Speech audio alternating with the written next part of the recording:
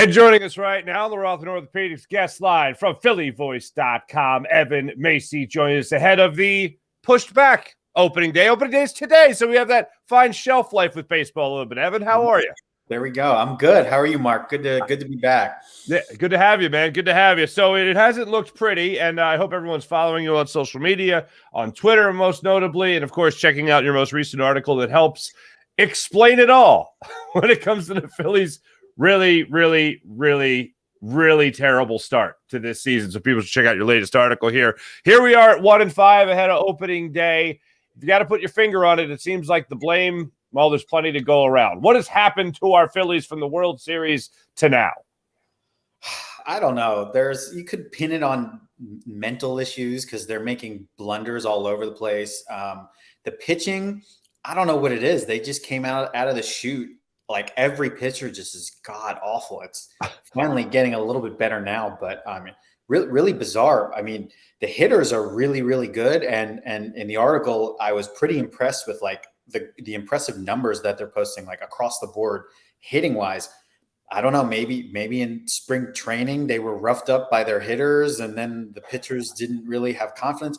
I really can't explain it other than it's a 162 game season, and there are stretches of 6 games that suck for teams throughout the season, and maybe theirs just came at a very embarrassing time. Do you think that any of the pitchers are having – I mean, we're talking about 42 runs scored here in the first 6 games. Do you think these pitchers are having an issue with the pitch clock more than other pitchers are having? Did they have the wrong approach in the offseason in trying to get ready for the pitch clock? What do you think that problem is with the arms? That's a great story idea that I'm going to put down on a notebook as soon as I'm done with this interview. I think that you're probably right. Phillies games, I'd have to look this up. They feel like they were some of the longest in the National League. I think that they really took their time. I think on both sides of the ball, actually. I really think, a guy like Rhys Hoskins, who takes a lot of pitches, like he had at-bats that were like 10 minutes long last year. So like that affects both sides. And I think the pitching, honestly, it's, for whatever reason, some pitchers are adjusting and the Phillies pitchers just aren't. And, it's tough and you can kind of see it. And, once you get through the first, run through the batting order, it seems like the opposing hitters just like know what's coming. It's bad. It certainly seems like that. Aaron Nola looked like he was settling in a little bit during yesterday's game, allowed 2 runs while he was in the game, and then the run ended up scoring, or the walk he ended up scoring, or ended up scoring later in the game. So he was charged for 3 in total. Any difference you noticed in Nola from his first start to second start specifically, and how he was throwing? We've seen Aaron Nola be Aaron Nola these first 2 starts. Seeing him give up those 5 runs is not uncharacteristic. We've seen it, especially in the fall. He just, for whatever reason, there's just a bad inning. He's a really good pitcher for 90% of ball games. So I guess, maybe the approach has to be that he's got to be a little bit more conservative and rely on the pitches he has confidence in when it starts to get away from him a little bit. He's got the talent and he's like a really good pitcher. He's going to get a lot of money when he's a free agent coming up next offseason. But for some reason, he just is able to get rattled. And he did in that first start. And then the second start, the Yankees didn't put pressure on him really like Texas did. And if they had, he may have crumbled again. We don't know. Is there any chance, and if you're the Phillies or if you're Aaron Nola, would you get a deal done during the season? Is there any chance of that actually happening to eliminate the idea that it's a distraction? I mean, that's definitely a factor. They said that they wouldn't be negotiating during the season. I think that's pretty common these days, or maybe it's just something that they say. I mean, there's no way to know if, Sam Flood is on the phone with his agent every day. I mean, they could be.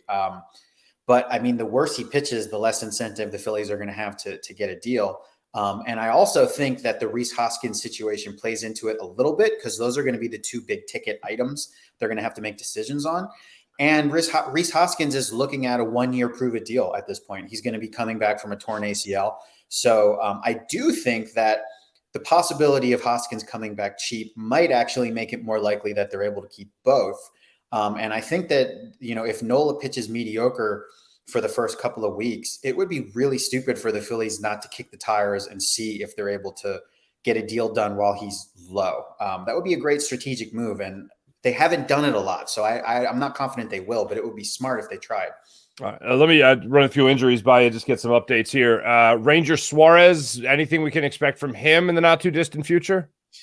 Really, the only thing I've heard is sometime in mid to late April. I think they're going to probably want to see him start at least 2 times in the minors. So add a week to whenever he's like ready to go. So I would say 2 weeks is probably the soonest that you'd see Ranger Suarez. How concerned should I be about Brandon Marsh? I think Marsh and Hall both have relatively minor injuries.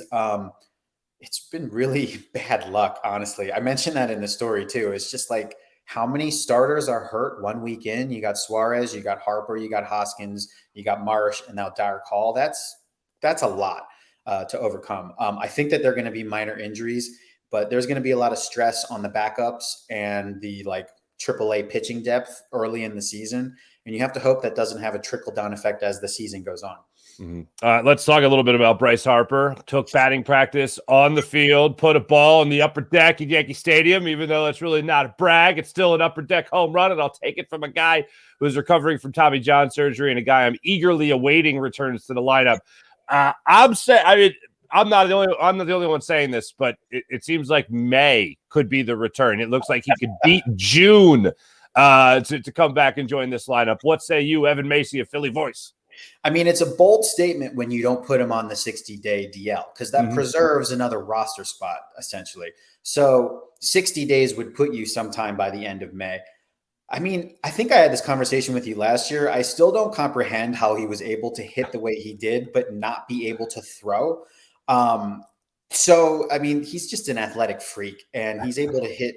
I mean, he could return as a DH sometime in May. That would not surprise me. And then they would ease him back into the field because for whatever reason, the elbow going this way isn't the same as the elbow going this way. I don't understand it. But the more the Phillies lose, the more you can be sure that Harper is going to just like go absolutely crazy trying to just get back as soon as he can. Yeah, give me the cortisone shots. Give me a handful of Advil, and I'll be out there, no problem. And I say me as Bryce Harper, not me, because everyone knows you don't want me out there. Anyway, all right, Nick Castellanos. I've been talking about this guy, and we've all been talking about this guy from the middle of last season to through the offseason to today. Oh, there's no way he has terrible years back to back. That's not going to happen. Nick Castellanos is incredible. He's doing fine. He's better than what we saw last year. Concern level. Nick Castellanos, 6 games into the season. I mean, he has 12 strikeouts. That's not good. I think that's on a pace for like 320 strikeouts. That's bad. I don't think that they would let him hit that much if he was on that pace at a certain point. He actually had a decent end to his spring. I don't exactly know why he's just not having his timing. I think he leads the majors when I was doing all my research for this article. I think he leads the majors in strikeouts looking right now. And that's probably attributed to just, I don't know, not seeing the baseball, not having good judgment at the plate. Maybe it's a confidence issue. I'd rather see him swing in those situations. I'm sure that like the Phillies coaching staff is saying like, you know, hey, like let's swing bat a little bit. Like you know how to swing. So the problem is you owe him what, 75 million more. So it's a really tough situation. They're kind of stuck with him, and maybe the pressure will come off the sooner that Harper returns. The striking out looking gives me wild Pat Burrell vibes. And I'm not talking about like the fun Pat Burrell that's hitting 30, 35 home runs. I'm talking about the called third strike Pat Burrell consistently that we saw really throughout his career, unfortunately. When looking through your article and all that, I'm curious, is there one thing that jumped out to you that said this just isn't going to be able to get fixed this year? This is something we're going to have to endure for a full 162 games. Right. So I didn't include this because it was counter to some of my arguments, but the Phillies actually have, I believe, the second or third highest batting average on balls in play, which basically I thought it would be the opposite because we're looking for silver linings here, and maybe the luck is going in the wrong direction, and maybe they're just getting bad luck on balls hit into play. But it's the exact opposite. They're one of the best luck teams so far through 6 games on getting base hits that that are just hit to the right spot in the defense. Just good luck. So that is not encouraging because I think the number, and don't quote me on this, was somewhere around a 354 batting average with balls batted into play, you're not going to be able to sustain that. So that was really bad. But if you look at the counter, another interesting thing I saw is that they're only hitting 220 with runners in scoring position. So last year they led baseball, or they led the National League, hitting 270 with runners in scoring position, which was one of the reasons for their success. So both of those are going to revert to the mean a little bit. And if they can hit more with runners in scoring position and, I don't know, somehow continue to get lucky with these balls in play, the hitting is going to continue to come. But those were two key nerdy stats that stood out to me. Let's talk about two guys that look pretty good to start things off here. One is Alec Boehm. He was off to a great start. Obviously, in the first game of the season, went yard. We're all saying about how he's going to finally give us that pop that he needs from the third base and then part-time first base there for the Phillies, which was great. And now Bryson Stott's starting to hit as well. He is just hitting the cover off the ball. What do you have to say about Boehm and Stott and how they've started out their seasons? I'm on a fantasy baseball league, and neither of those guys got drafted. So for one, 2 waiver wire pickups for anybody who's into that stuff. And 2, it's really, really nice to get offense from the bottom of your order. Brandon Marsh is actually, before he got hurt, was hitting really well. So that's, another silver lining, that the bottom of the order is pulling its weight. And if you could get an all-star caliber play out of Boehm, who was like the 3rd overall pick. So that's what you think his ceiling is.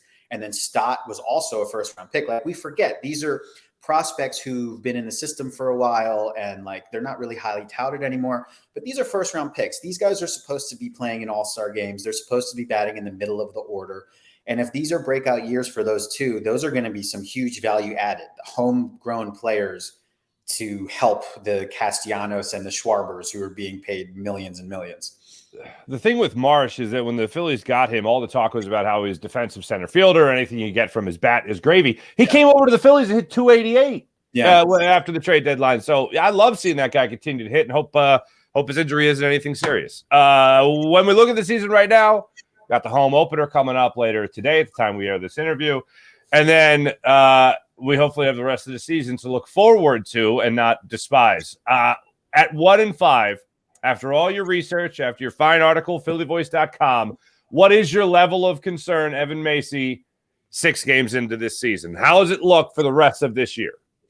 The first month is crucial. If they're not able to be close to 500 at the end of April, then I think that's the point at which we probably start to not care and get excited for Eagles mini camps. May 1st comes and they're 10 games below 500. I mean, we could all probably start to panic. But if they can build out of this and be 1 or 2 games within 500 by the end of April, I think that's promising, because they're going to get Ranger Suarez back. Their bullpen, I mean, Sir Anthony's been bad and Kimbrel's been bad. And these are proven entities who are going to figure it out.